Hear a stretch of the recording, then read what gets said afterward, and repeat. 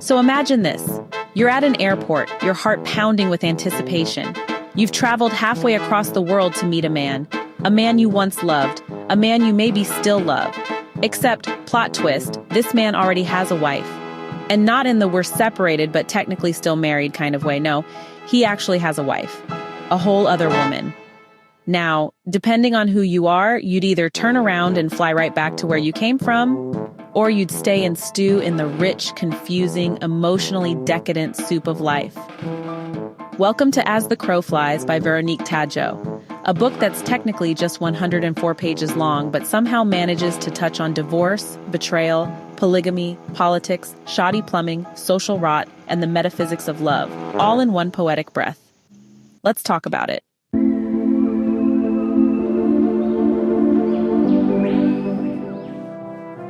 The book opens with a woman whose marriage is crumbling. She's in love, or was. She married a man who also had another wife.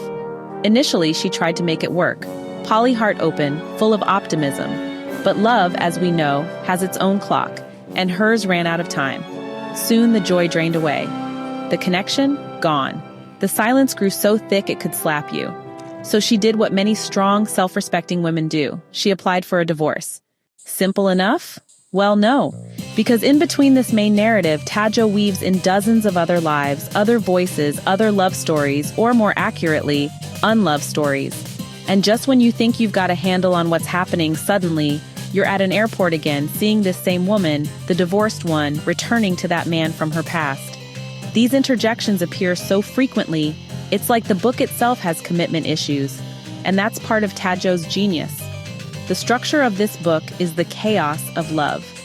1 minute, you're following a thread about betrayal, and the next, you're in the middle of a political critique of Western lifestyles. Yes, there are ice creams and calorie fears involved. Tadjo doesn't spare us either. Her commentary is sharp. She says, "It is definitely a century that hangs its head in shame. Our elders have been called impotent, and we are accused of being limp. Indeed, the town lost its scent a long time ago. We are all sick and tired of suffocation, of this monarch lording it over his people. Everybody can feel that this is a sterile century. Even love is finding it hard to thrive." Oof, that's not just shade, that's an eclipse. The book shifts again, this time to a young girl who's pregnant and desperate to get an abortion, then to a city whose toilets explode because of a dishonest architect and a negligent contractor. Seriously, don't ask how we got here. It just flows, kind of like the sewage in that scene. And yet, in all this chaos, Tadjo is building something profound. She's showing us a world where rot and love coexist, where affection and violence live side by side, where an old beggar literally kills a young boy just to reclaim his spot, his turf for begging. Let that sink in. Not exactly the kind of love story you read with a scented candle and a glass of wine. But Tadjo wants us to sit with these contradictions. Love in her book is never clean or comfortable. It's dangerous, messy, selfish, sometimes beautiful, but always tainted. She writes, "Young girls, muttering inaudible words, contort their bodies on the hospital floor. One of them looks especially young." This isn't romanticized suffering, it's raw, unforgiving. We then meet a man who's been hurt by love so deeply, he decides to punish all women. Not by becoming a player or a ghoster, no.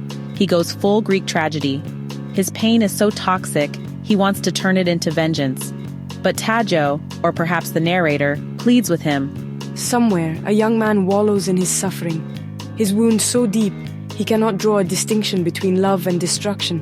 His pain is so great that he wants to punish all women, but I tell him, no. Love is the color of hope, bitter today, sweet tomorrow. You should not throw away your wealth of tenderness and let the honey-filled caresses dry up. Do not be wicked just to prove who you are, just to expose your wounds to the skies." That's the kind of line you want to frame and hang in your therapist's office. We shift again to a boy visiting his dying mother. It's a scene just thick with regret, estrangement, and all those silent apologies that never quite make it out loud. And here again, Tadjo paints a picture of a world both dazzling and decaying. "The city dazzled with bright lights and shimmered with wonders. One false move would lead to mud and filth." Let that visual sink in for a moment. This is a world where the glitter is just a thin cover for dust and rot, where the rich wear gold while children in tatters scavenge outside their gates. Although people wore gold, if you just turned your head, you would see the poor in tatters and the street children. If you came off the brightly lit streets and ventured further out, you would find yourself choking on the dust of abandoned tracks. The worst part is that the inhabitants had lost hope. The contrast is jarring, and honestly, it's intentional. It reflects the reality of cities in the global south, where skyscrapers kiss the clouds and street kids sleep in gutters. Tadjo sees this. She doesn't just describe it, she prophesies. She becomes a literary Jeremiah, warning, "Be wary of those checks with lots of noughts, those big-bellied bank accounts and black lacquered Mercedes. Your gardens will be trampled upon, your sacred altars under siege, and your fetish idols beheaded. Your houses will crumble. Your books will be strewn on the ground and your famous thinkers condemned." The judgment isn't metaphorical, it's personal, it's poetic, and it's powerful. So what book is this that throws us from airports to abortion clinics, from love stories to sewage disasters, and somehow makes it all feel like poetry? It's As the Crow Flies by Veronique Tadjo. Originally written in French and translated by Wangui Wagoro, this 2001 novel is only 104 pages long, but believe me, it packs more punch than books 3 times its length. This is not a linear novel, it's a mosaic. Each fragment, each love story, each societal rot, each poetic line is a shard of broken glass. But together, they reflect the complexity of human relationships and the decay of modern society. The central theme is love, or its many failures. Betrayal, abandonment, bitterness, revenge, neglect, it's all here. But Tadjo doesn't stop at romantic love. She explores social love, familial love, the absence of compassion, the consequences of ego and individualism. In fact, that last one, individualism, is what really haunts this book.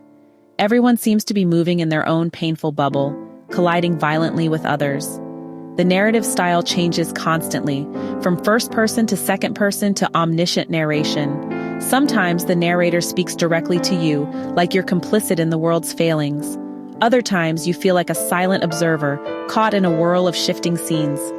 Reading this book reminded me of Mia Kudo, not in the sentence gymnastics or linguistic pirouettes, but in the way Tadjo creates a world where reality, metaphor, and myth bleed into one another. It's magic realism with a conscience. Veronique Tadjo is not new to this. She's a poet, novelist, and academic from Côte d'Ivoire. She's also the author of The Shadow of Imana, a haunting non-fiction reflection on the Rwandan genocide.